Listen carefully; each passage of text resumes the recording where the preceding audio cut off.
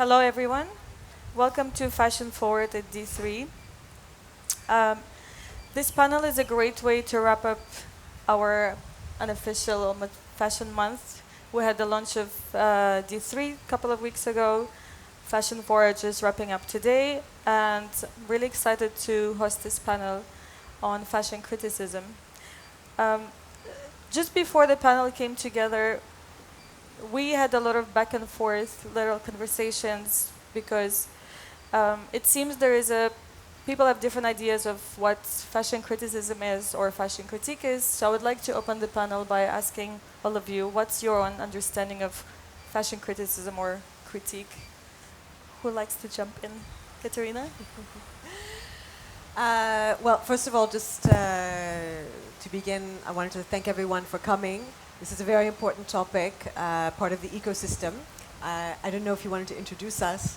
I think everyone knows who we are. Okay. Everyone knows who you are. And okay.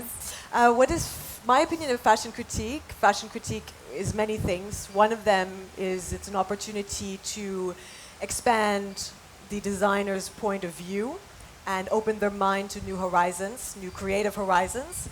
And it's also a bridge. It's an opportunity to create a bridge between designers and buyers, and between designers and their consumers. Absolutely.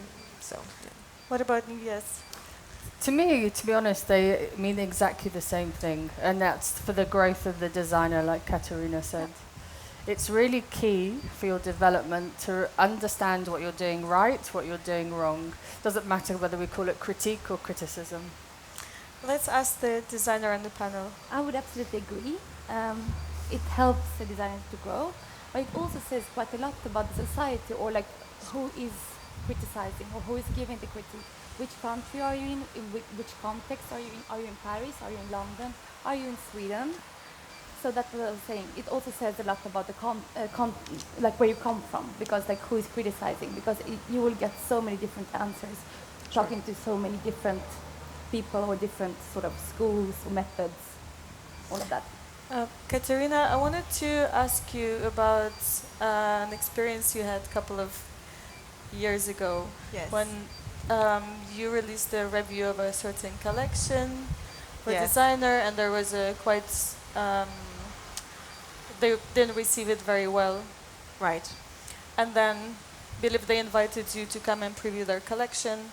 Yes. So I wanted to ask you, ever since, because you're probably the first one who started doing reviews and critiques, do you feel there has been a shift in how designers receive your reviews? Is it?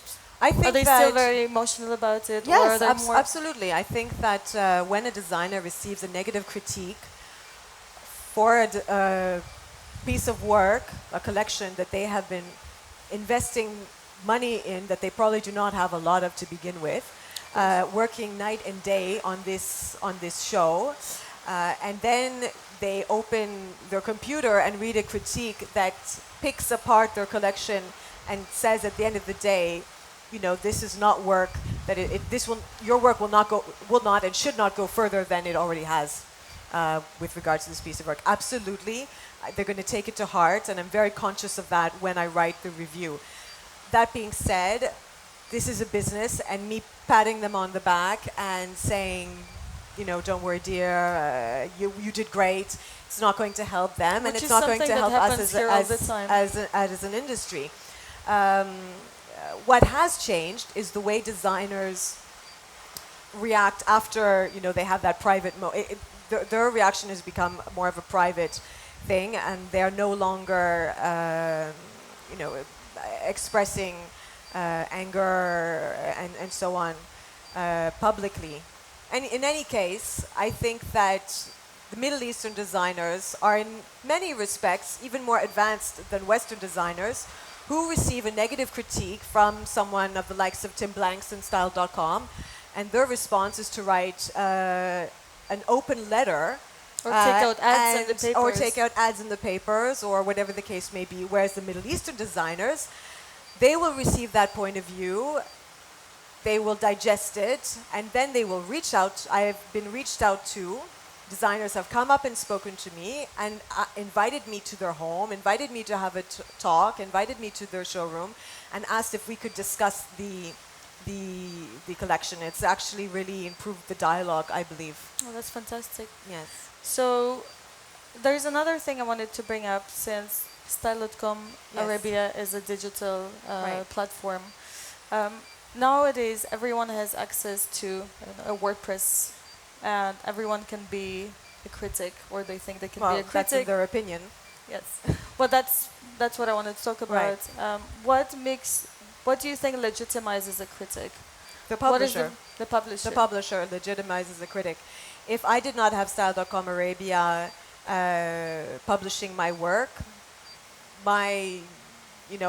maybe people would say, oh, she writes well, and oh, it's an interesting point of view, but I don't think it would have the authority to go any further than that. So I believe that at the end of the day, if you have a media like Style.com or like Condé Nast, which is renowned around the world for its fashion critique, then Absolutely.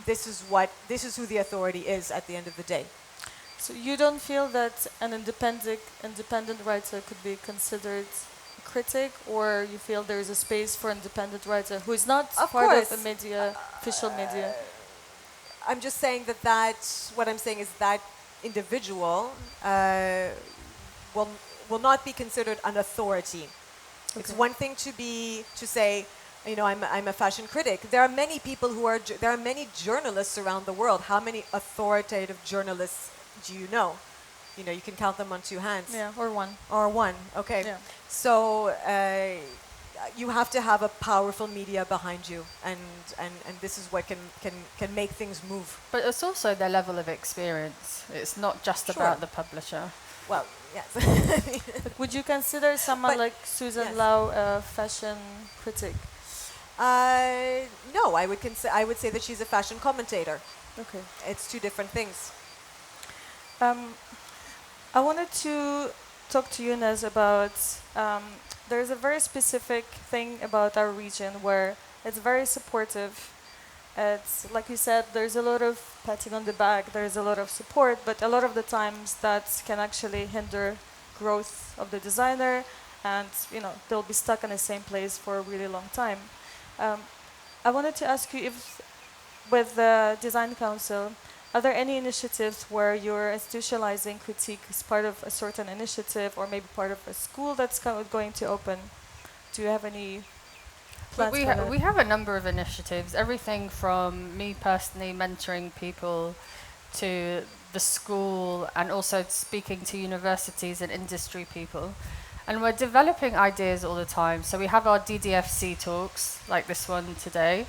And we will introduce more talks on the subject of critique. But we're also looking at creating something which I've called for now the Fashion Circle, which I want to ask, people from the key publishers to work with me, key buyers, key industry people to work with me and work with the designers, give them the space and the forum to understand, okay, we've criticized your work, or you see it as something very difficult to hear.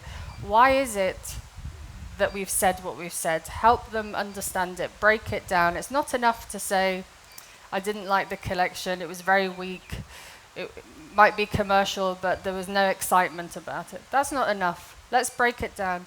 Why was it so weak? Was it the production value? What do they need? What can we supplement their education with, or their talent development with? So we're working hard and looking and speaking to the community as a whole. But it's hard because we're a very small community. So of course we want to support each other, and we should do. But support doesn't just mean patting on the back. No, It means being open.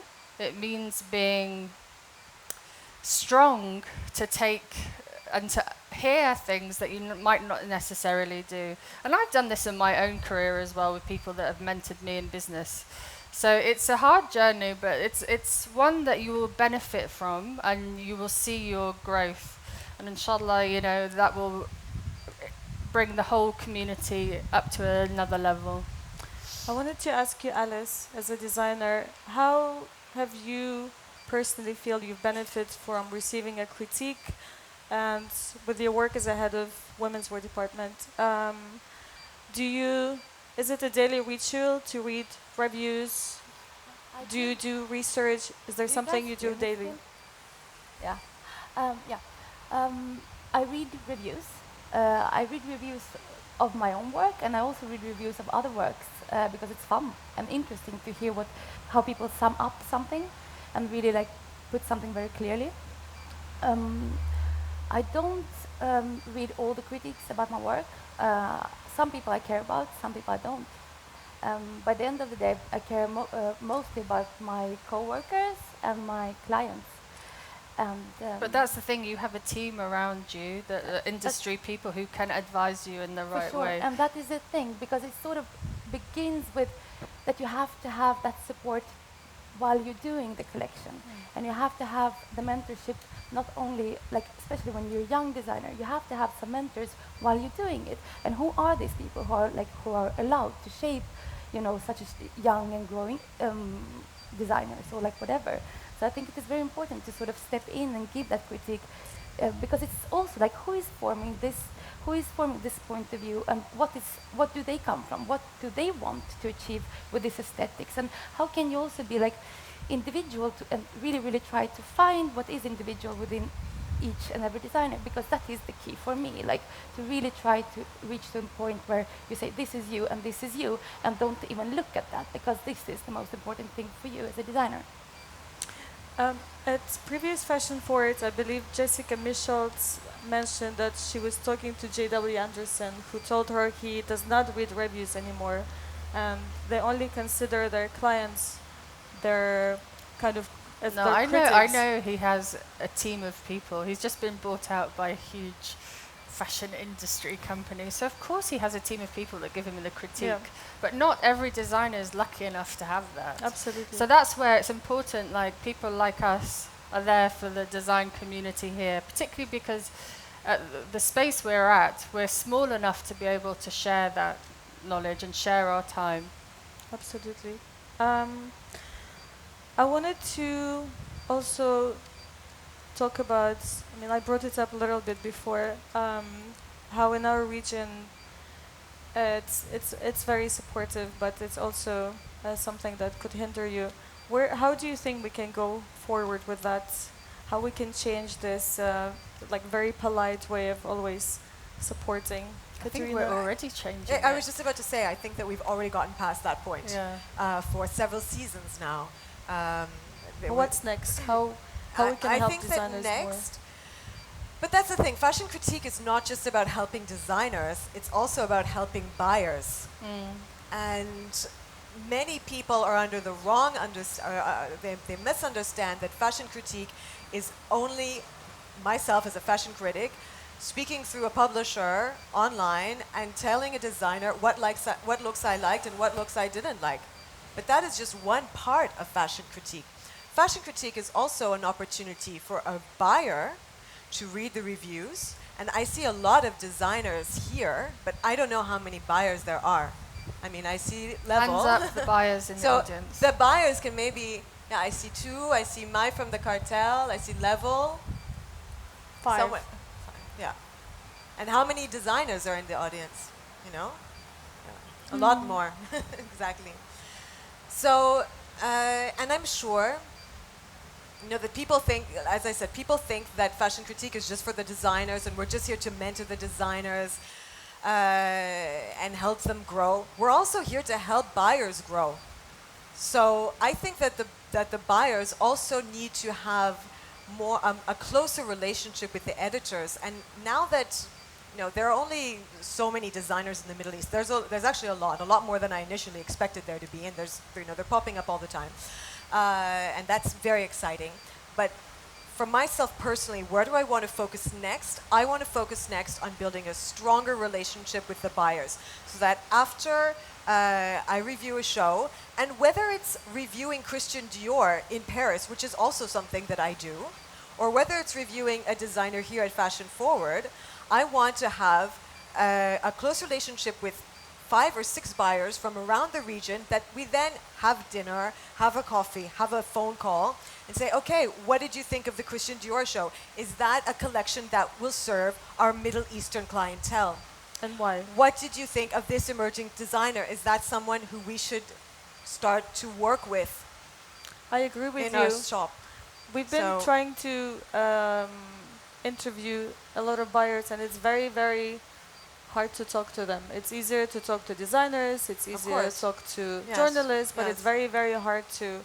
Right. There's kind of like this barrier, a wall, and it's very hard to approach them. Yes, But and I also think they're that's under a shame. lot Yeah. of commercial pressure, Right. just to give them some Yeah. support.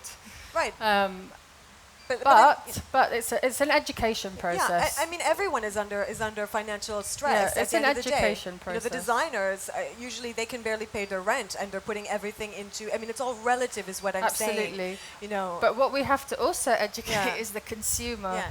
Yeah, because for we sure. have to get them to be more vocal about choosing a regional designer than an international designer. That taps into fashion Yes. criticism as well. It's Right. also Yeah. educating. Yes, absolutely. And I know that, you know, on Style.com Arabia, we always pushing Middle Eastern designers. And I'll be honest with you, in just the past few months, you would not believe the amount of emails that we receive from designers in the States, designers in Europe, who are quite renowned in their region, but they are so keen to enter ours. And my response to them is, when you actually speak to our clients, you know, the women and the men who are doing the shopping, by tailoring your campaigns, by tailoring maybe making a capsule collection and so on, then we can talk about featuring you on Style.com Arabia. But no kidding, you're interested in our buyers because we're the ones who have the money. You know, I mean, a few years ago, it was everyone was talking about the Russians, but their ruble is worth half. So, and the Middle Eastern, you know, the dirham is not going anywhere. No. So I think that, you know, what is also very exciting about the Arab buyers is, and I'm not talking about the stores, I'm talking about, you know, the individuals, is that they are very excited to support regional designers. I went to Brazil, and I had a conversation with Daniela Falcao, who's the editor-in-chief of Vogue Brazil. And she was telling me that only now are designers starting to use Brazilian heritage, their Brazilian landscape via their designs. It was not cool until a season ago. And number two, the actual, you know, the buyers are not, they're only starting to be interested in supporting their local talent. Here in the Middle East, I feel that it's a very proud people, and they're very proud to support their own. And I'm talking on a buyer level. So, and they're excited when it's a product that they see that no one has seen before. They don't care they no longer care, I believe, that if it has a label on it. I think that, you know, if you just look at our street style photos from Moez Ashur on Style.com Arabia, you can see that it's an incredible melting pot of so many so many designers. I look at the clothes and you have to think, okay, who did that necklace? Where did those shoes come from? That's a personalized jean jacket from some designer, you know, in Alcoz. So I think that our shoppers are some of the most exciting and interesting and intellectual, to be honest with you. And Yeah. this is why fashion criticism is important, because it also crosses over to almost cultural criticism, where Right. people learn about fashion and because it's Absolutely. part of the cultural landscape. For sure. That's why it's very important to have. I mean, there's Yes. Style.com Arabia, but Right. they're also very. I believe there's no one else who kind of does reviews and critiques no. in the region. No, there isn't. Which is something very interesting for me.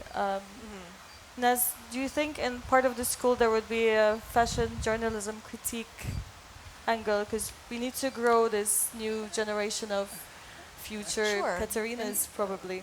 But it's not for everyone. I mean, even when you look to the States or Europe, when you look to the Western critics, there's Tim Blanks, you know, there's Kathy. Susie Menkes, There is Robin Gavin. right? but There's only a handful. Yeah. So don't expect there to be 10 fashion critics either from the Middle East. Definitely. And that's not something I think that we need to focus on, because the fashion critique, it exists. And it's not just myself, it's also Sofia Galati, and it's also Nez, who's mentoring. Everyone has their different roles, and we're all working together. And I it's think about now, the bigger picture, yeah, because yeah, it's really about what the we bigger want picture. to develop here, the whole point why it's so important, is we want to develop an industry that's sustainable. Right. We want to grow our industry here, and to do that, this is a very important element, as well as, and it's all part and parcel of talent development and education.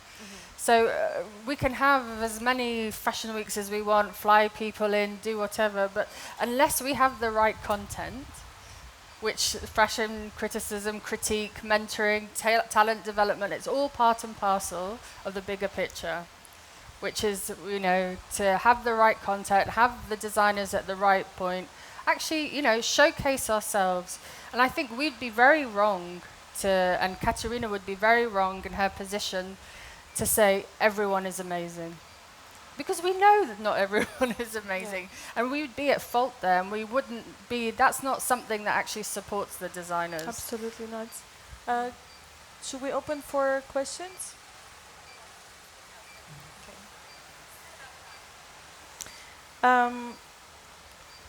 I think the panelists are so amazing. I've kind of almost run out of my questions, but I would like to open because we have.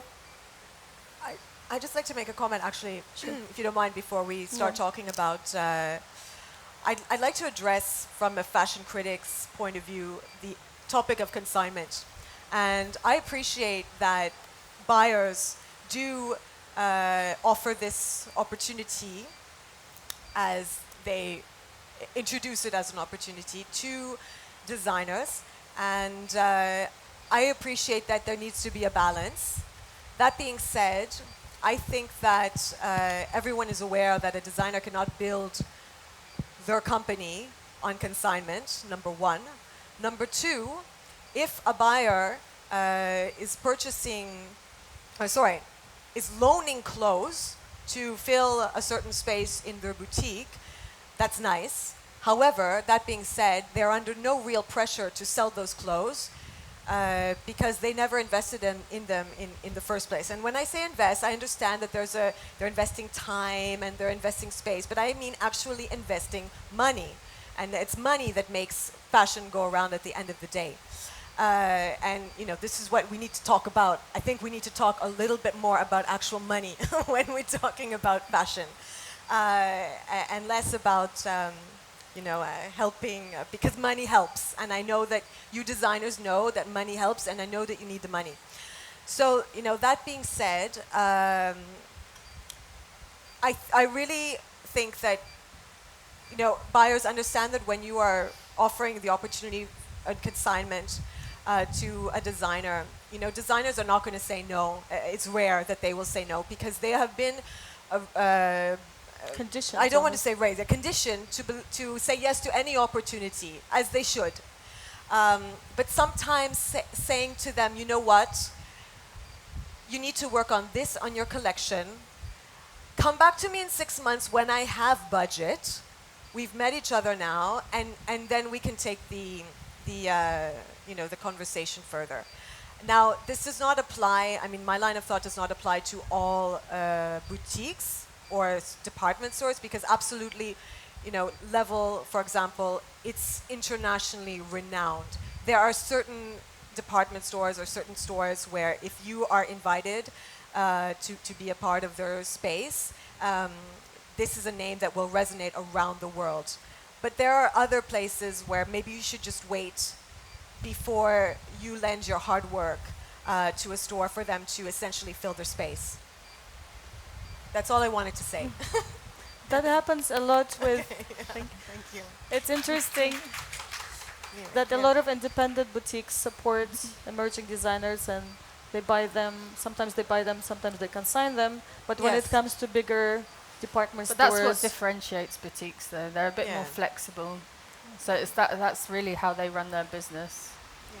But when it comes, but we also have big department store that were created here, and somehow a lot of the designers I've spoken to, they say we can almost never get into them. Yeah. It's all it's always so supporting. I've had many an argument in our boardroom with Yeah. some of the key Yeah. What do key they say the retailers. thinking is No, behind they it? understand now, and it's again about communication and education with their buyers and helping them understand. And I do believe this, that sense of pride within the region, and that consumers are changing and they want to support the designers here and they want to feel proud and feel that, you know, remember the heritage we have as well. We have a deep heritage. So it's sharing that and exploring that and breaking down barriers. And they're looking, like, for example, we're talking with Imar and Dubai Mall. They're looking at supporting UAE designers and how they do that. Different platforms, from pop-up shops to the Vogue Dubai experience. And of course, the D3 guys, we're going to be working with them along the year on pop-up shops, how we can best showcase the designers here internationally. You know, we have some great supports and some great stakeholders with all of these people, so we just need to make sure that everyone collaborates, and that's my job.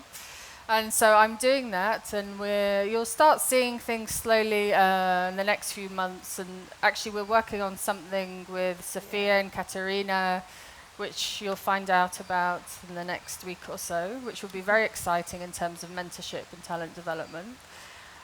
So we're getting there, but we just have to clear a lot of Rubble out of the way. yeah. So, but it needs all of us to work together and support each other. You know, don't expect to sit back and expect things to happen. Of course not. But we'll definitely working hard for everyone to make sure things happen for them.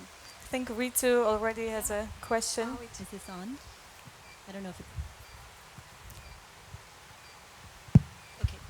Hi, my question has to do with critique is somewhat rare, and Katerina and Sophia, and to those who do critique, thank you for what you do, because for Women's Wear Daily, I don't critique, because for our audience, this market is not mature enough, and our audience is quite global, so I only report here. But what I always think when I see a collection go down the runway often is that, well, if only it had been edited a little bit, and if there was someone previewing the collection ahead of time. And this is something that's fairly common practice in Western markets, for designers to show an editor a collection ahead of time. And I know I, for one, would be very happy to help designers in that sense if they ever came to me from a preview angle. I was wondering, I'm actually wondering for all of you, are you approached to preview? Are you, as a designer, do you preview to journalists, and is that helpful to you? I would not go to a journalist for preview. I would go to someone who would mentor my designs, like someone else. Like, I work with stylists that I, have a close collaboration with. I would prefer that. Like, but I also think it's, part of the process of the selection criteria as well. And that's generally what tends to happen is you have a selection criteria, people apply to something like, a platform like this, and then there's a judging panel, you get selected, mentored along the way, and that's something we're also looking at working with our partners on as well. And we'll go just back to the fashion circle idea. We'll be pulling you in, Ritu, don't you worry, and a few other industry people, because I think it is really important. It's not just about the one-off communication, it's just that ongoing reminders and help.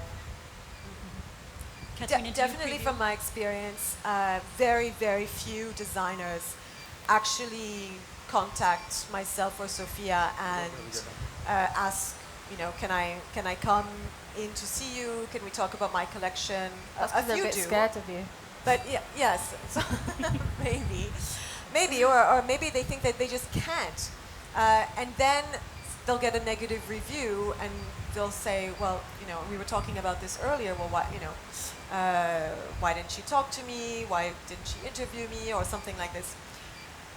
After a show, it's not the time for us to have a heart-to-heart.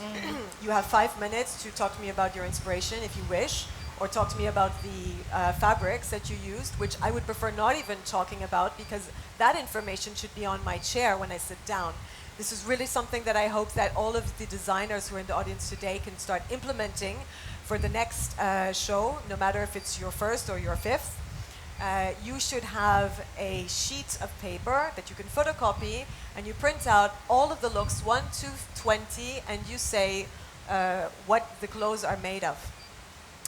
So that being said, basically as a fashion critic, we can only do so much. You need to come to us to take advantage of our time, because there's 6 months in between each fashion season, and we are more than happy, and I know that designers will attest to our approachability. I know that there's 2 gentlemen back there that I've become very familiar with, the Taller Marmo designers, simply because and maybe it's because they have a Western background. They come and they talk to the editors. Middle Eastern designers come and speak with us. We will develop a relationship together, and let's take that relationship and have it grow and extend to the buyers as well. It's very much part of the normal process. Yeah, you Absolutely. book press appointments. You have your product. You share it with them, and you take it from there. As well as buyers. I mean, whether they turn up or not, you have to start that communication, because people won't necessarily pick up on your product straight away. Yeah. And particularly retailers, I know ones I've worked with in the past, they like to watch. As they were saying earlier, they watch you season after season after season, because it's really important, if they do invest in you, that you're consistent, that you can produce, that you can deliver. The minute you don't deliver, you're dead. So, it's really important relationship building. Yeah, for sure. Question? Yes. Hi, I'm a fashion blogger here. My name's Eileen. But I wanted to ask you whether you're working for a big publisher or for yourself. Criticism in this part of the world is taken very seriously in terms of legal and damaging somebody's reputation or potential, and you always have to be mindful of that. How can you? We all agree that fashion criticism is critical I to think that's developing more community. politically, I think, rather than on an individual. I mean, if you come into my office, expect me to be direct with you. Sure, but not online, so nothing I'm published. happy to do it online. Katerina does it I've online. done I don't it, think yeah. she's... I've never felt that I couldn't say what I thought, and I have a publisher and an editor-in-chief who support my point of view, and I've never felt gagged in any way. To be very honest, I really haven't. It's the first time actually I've heard someone say that. Well, there was a site called Dig where there's customer reviews or public reviews, and if you say something bad, that literally they will contact you. The businesses can contact you and threaten to sue you. I don't know how, if Yes, that's not really industry feedback. I mean, goodness knows. I mean, I never read any comments in anything in any article because they're usually horrendous anyway. You have people all over the world saying whatever they want to say, and that's it's an open platform, social media. You're putting yourself out there, so expect the worst and the best. But I just thought regionally maybe that could be something to be concerned about. No, I know what you're talking about, yeah. but at the end of the day, it's actually just talk. So feel free to speak your mind. I think there was a question, lady in red over there. Sonia? Building on the relationship point between the media, Catherine, I'd like to tell you a small example taught to me by Isabella Blow. When Alexander McQueen was a newbie and she found him at the Central St. Martin's show, she took him to Patrick Hanley, who was then the CEO of Harvey Nichols. And the first thing Condé Nast did was to invest and mentor him and put him out. They gave a guarantee of £10 million in coverage, free coverage, to Harvey Nichols to build Alexander McQueen. Has there been anything of that sort been done by our media, except for one? I know that there's one publication that is consistently been doing it, but what has Style Arabia done for the design industry? Wait and see. I'm very, very happy that you asked that question, because Style.com Arabia has a massive announcement that we'll be making within the coming week. So in partnership with D3 and the Fashion Council. Not excuse D3. Me, not D3. But you can take the credit. Not I D3, don't the mind. Fashion Council. And I take the so all I credit can for a lot of D3 stuff. So I'm like, meet So, D3. I saw my name in a lot of things. anyhow, Nez already mentioned that earlier in our talk. I'm not privileged to say more, so stay tuned. That's all I can say.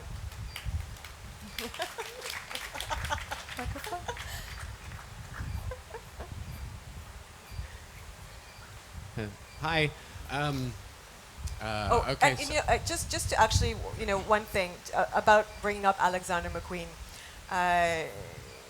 you know, just to say that you also have to take into account that in fashion, where everything happens so quickly, and now we are in a period of online, whereas that wasn't the case before.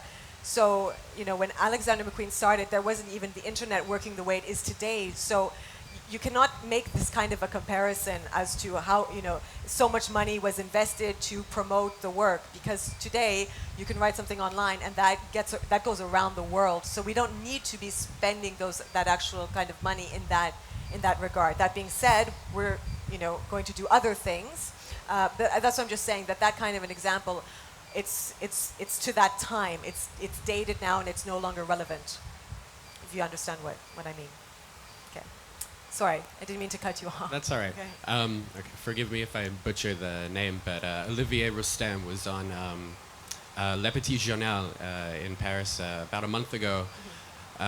It was in French, but loosely they were talking about criticism and being a celebrity as a designer, as many designers are. Even here, we have regional and citywide celebrities that are designers. And he discussed the point of criticism and saying that today, where designers are put up on a very high pedestal and worshipped in some senses, Not only a handful of them, but yes. That they're under so much pressure to crank out collection after collection every year, to the point where their creative juices are gone, and then because of that, they might not be putting out their best work. Yet editors and critics or commentators are still praising it, and sometimes they are praising trash. And Olivier said that sometimes it lulls the designer into a false sense of security. So what I wanted to tie it to is, for example, if we look at models and fashion models, we critique them to the point where they have to be absolutely perfect. And they're critiqued so harshly. And you know what? They take it very well. As a model. Oh, I'm not a model, but I know many models, and they're brought up with critique. I don't think they take it very well. But they're in an industry where it is filled with critique. And I wanted to ask that, because let's say the other end of fashion with models, they're critiqued so hard. Do you believe that maybe the designers should be getting more critique than what they currently receive? Here, definitely. And I think even the designers know that. And, they do contact us for critique. And when we see them walking around, I can see a few, they're like, be honest. And like, do you really want this? I always say, do you really want me to be honest? That's always how I start the conversation. But do you think if there was more honesty, that maybe they would take it a little bit better, and maybe they wouldn't lash out or take it too personally? I think it's changing. I think people realise, there's no point, Patty. I mean, we get nowhere. No, but it also has to do with things you do in school and stuff like that. You just have to encourage it from the beginning. Exactly. It doesn't have to be that. It's a positive thing. Exactly. It's even, back in the day when I was in the entertainment field, we used to do casting, and I used to have to say to the actors and actresses, this is not about you. This is about, the role. So it doesn't mean you're not right for something else. It's just you're not right for this. So it's also, how you say it as well. And I think if people know that you're saying it for their benefit, then they're fine to hear it. But if you're saying it just to be snarky and so on, then I mean that's obvious and that's hurtful and doesn't get anyone anywhere. But I think most people know it comes from a good place. More questions? Take advantage, you guys. That's it. No more? Okay. Yay, I can go home. No, joking. Okay. Well, thank you all for coming. If you want to chat to any of us here, we'll be right here. Thank you for moderating. My pleasure.